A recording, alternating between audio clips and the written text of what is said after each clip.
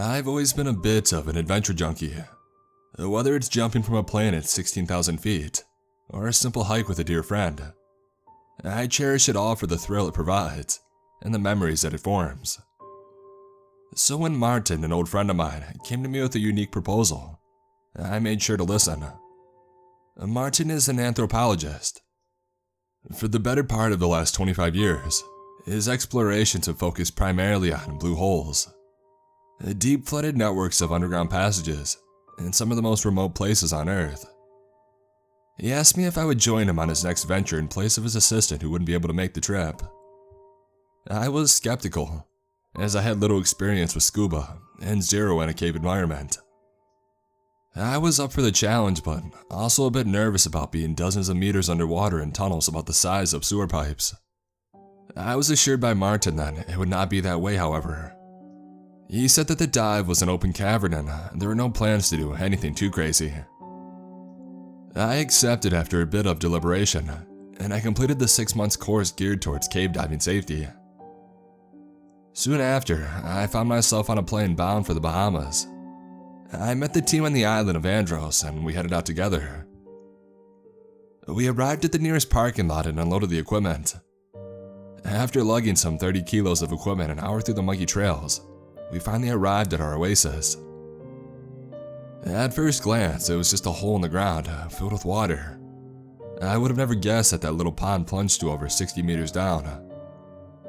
The water level was about 5 meters below the lip of the cave, and was orchestrated in a manner reminiscent of a toilet bowl. An oblong circular ledge made of limestone leading to a 5-meter drop into the water below. The only way in was to jump. We geared up, had a last-minute powwow, and then took the plunge. There were 6 of us that entered the pool. In addition to Martin and myself was Javier, his right-hand man and close friend, Tank, a local guide who was an expert in the area, and the camera crew consisting of Rory and his wife Dawn. The alpha pool where we entered was over 60 meters deep, but from the surface it might as well have been endless. Our primary headlamps illuminated only patches of the abyss. Crystallized stalagmites jutted from the walls and ceiling like spikes in an Iron Maiden. The sides of the caves were dotted with narrow corridors and slim cracks in the wall. Some plant and algae specimens existed, but not many. We took our time on the way down, pausing and glancing around the area.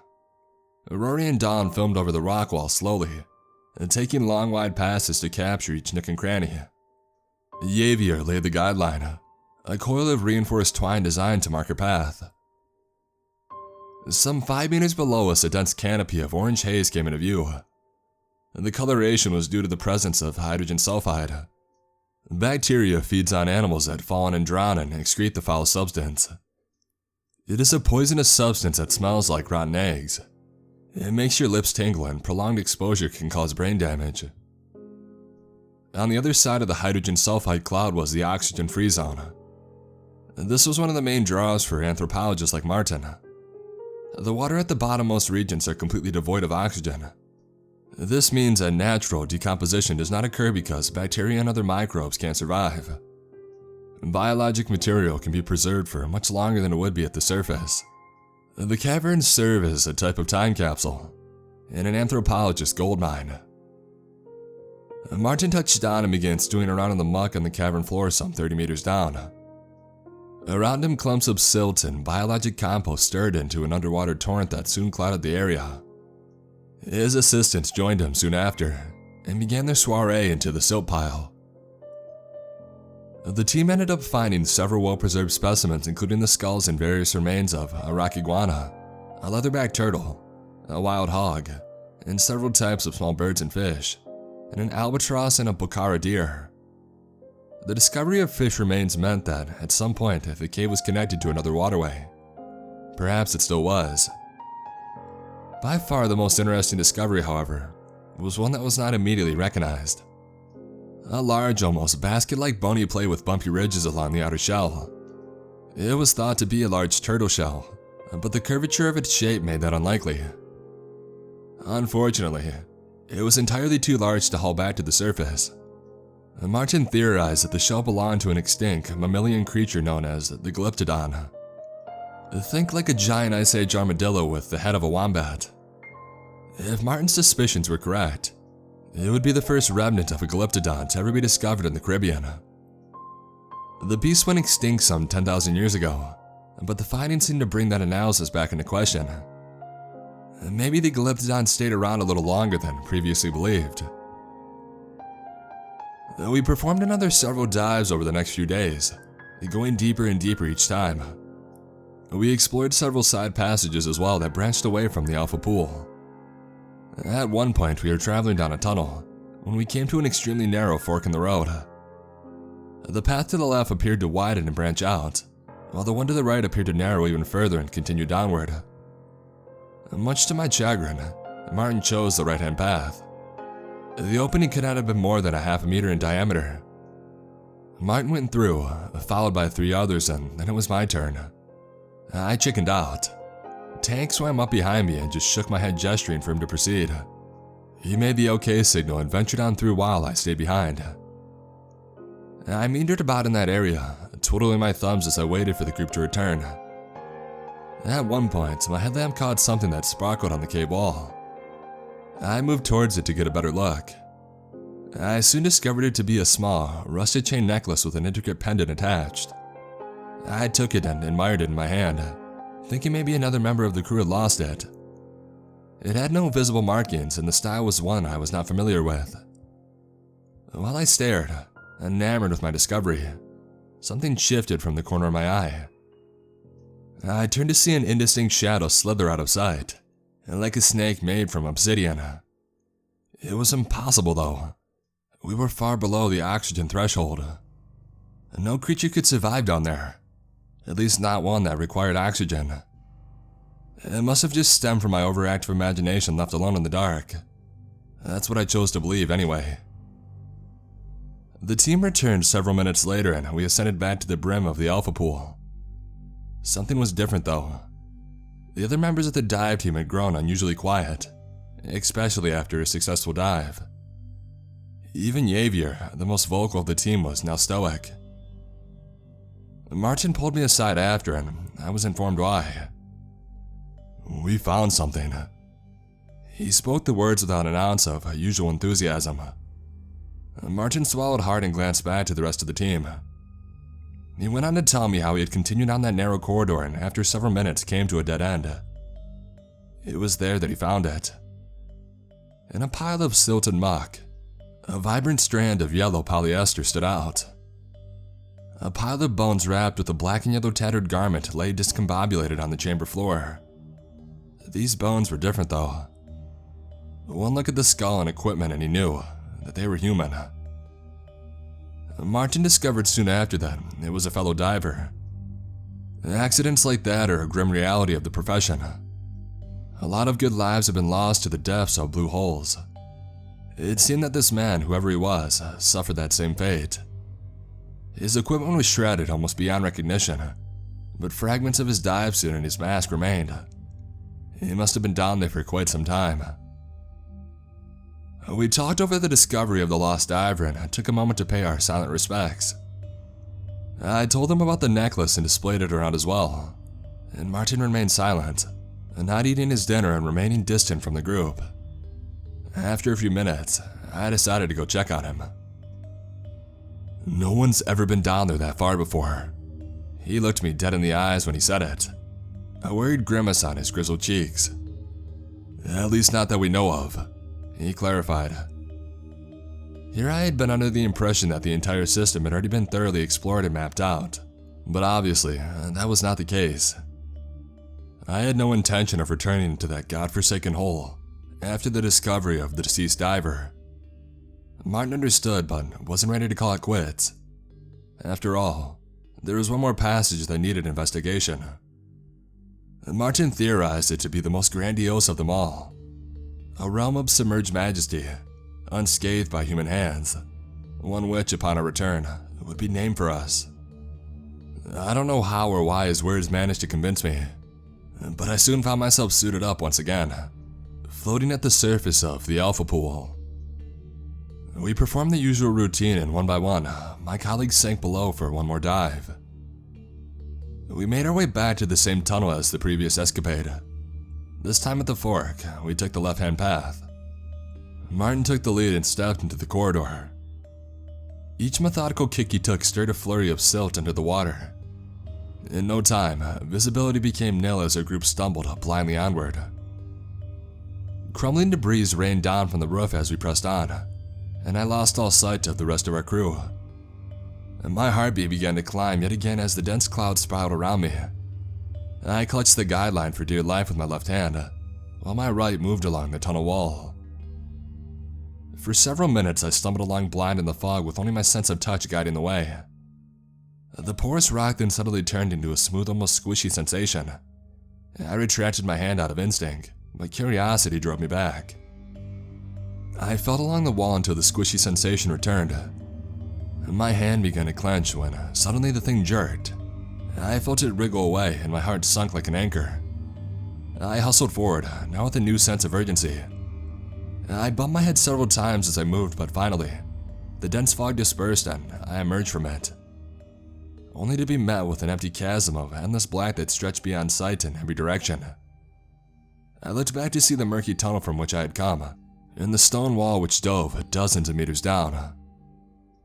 Martin, Javier, Rory, and Don were all drifting a couple meters out, surrounded by nothing but the void. We regrouped and Martin removed a glow stick from his pack. He cracked it and stared for a moment before releasing his grip. The neon green candle drifted downward further and further. We must have watched it sink for nearly half a minute before it finally appeared to come to rest at the bottom. And by that point, it was only a single green pixel on a 4K display. It must have been hundreds of meters deep. The light then vanished entirely, and likely snuffed out from the immense pressure below. We lingered for a moment, waiting for Martin to decide on a plan. A muffled squeal then escaped Don's lips with a flurry of bubbles. We turned to Don to see her frantically tapping Rory and pointing downward. We looked down and stared in disbelief as the glow stick appeared to begin to rise upward from the bottom. I began to back away towards the tunnel, and now with my heart clamoring and mind screaming for me to get the hell out. The light continued to ascend, seeming to pick up speed as it went. It looked as though it had changed colors, from a neon green to more of a blue tint. The light also seemed to be changing shape rapidly, as it bending from side to side. Dawn began to move towards me, but the rest of the team stared down, transfixed by the glowing spectacle. Others began to back away one by one as the light drew nearer. Eventually, Martin was the only one that remained. The light finally reached him, and our headlamps revealed it for what it was. An eel or a lamprey of some sort, maybe 2 feet in length and solid black. The blue light that we had seen was imprinted along its belly as some kind of bioluminescent display. The creature began to circle Martin slowly as if curious. Martin appeared almost enthralled by the thing. It was without a doubt nothing like any creature I had ever seen. Probably one which would be entirely new to science. The creature then drifted a few feet away from Martin and began moving in a strange motion. The best word I could use to describe it would be a sort of dance. It would pause briefly and then wiggle quickly before pausing again. It repeated the same motion over and over, staying true to its pattern. It was almost hypnotizing to behold. Despite the interesting find, I felt a dread begin to mount in my stomach. A minuscule flash then caught my eye from below. There was another one, and it was rising towards us. Another flashed to life a second later, followed quickly by another. Soon dozens of them began to emerge and follow suit with the others. The second soon joined the first beside Martin, and straightaway began the same peculiar display in perfect synchronization with the first. A third joined in, and then a fourth. I looked down again and my heart lurched into my throat. The entire area below us had begun to glow as hundreds of the things became illuminated and rose like a flock of dazzling blue embers. In the middle of them though, a much larger light took form. It began to rise, sparkles of blue flashing upon it in a dazzling performance. Martin had finally seen enough. He turned to join us, but it was too late. As soon as he had moved, one of the eels lunged for him, coiling itself around his arm and digging into his flesh. Dozens joined the attack within seconds as it turned into an all-out feeding frenzy. I heard Martin scream, but there was never any hope of saving him. The rest of us fled immediately, back into the dingy, soot-laden passage that led us in. Dawn went first, followed quickly by Javier and then me. I moved as quickly as I could through the passage, blinded by the slurry but caring only about escape at all cost. Behind me I heard a torrential commotion as the voracious creatures pursued us. There was a sudden burst of energy from behind. It was like an underwater sonic boom followed quickly by the clanging of metal meeting rock repeatedly. The tunnel itself began to groan and protest, as what I can only assume was the bursted air tank began to clang around wildly. I finally burst from the tunnel and re-entered the bottom of the alpha pool. I clawed my way frantically through the depths in a desperate bid to reach the surface. For a split second, I peered back over my shoulder as a muffled scream gurgled from the cave. I saw Tank there, frantic as a mass of slippery black serpents began to tear him apart. Parts of his face and body were stripped of flesh in seconds, leaving only skeletal remains in their wake. He ceased his struggle, and the mob enveloped him. "I'm so sorry, Tank." The words echoed in my mind as I turned and I made a mad dash upwards. I felt them closing in behind me as the smell of rotten eggs filled my nostrils. Several razor mouths gripped onto my leg as I swam, breaking into the red mist of the hydrogen sulfide. I thought I was done for when the mouse released their grips. I turned as I cleared the putrid air and I saw hundreds of the vile glowing things staring back up at me. They continued their same dancing motion, hundreds of them in perfect unison. A much larger shadow bulged from the cluster. This one was massive, at least 10 times the size of its kin. It did not wiggle like the others. It drifted silently, bearing a mouth of hundreds of razor teeth and ornate, almost rune-like splotches of neon blue on its skin.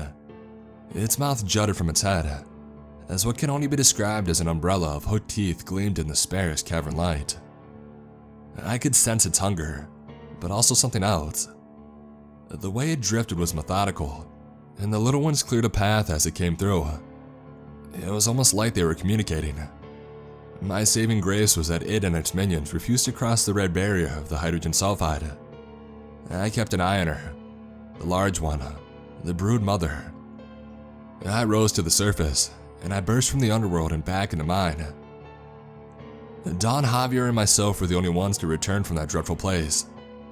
The pain eats at me daily for those we lost, and I wish that we had never entered that godforsaken place. It's not safe. The cave itself has since been sealed off with no one allowed to re-enter it. The members we lost are still down there, forever entombed in the murky depths. I still don't know how those things were able to survive down there. The only explanation I can think of is undoubtedly the most troubling. The cave must connect to another water source. I have told this story to several sources, but none of them ever take me seriously. I'm done worrying whether people will believe me. Some days, I don't even believe me. I just hope for all our sake that the cave is not in fact connected to any other waterway like I believe it is.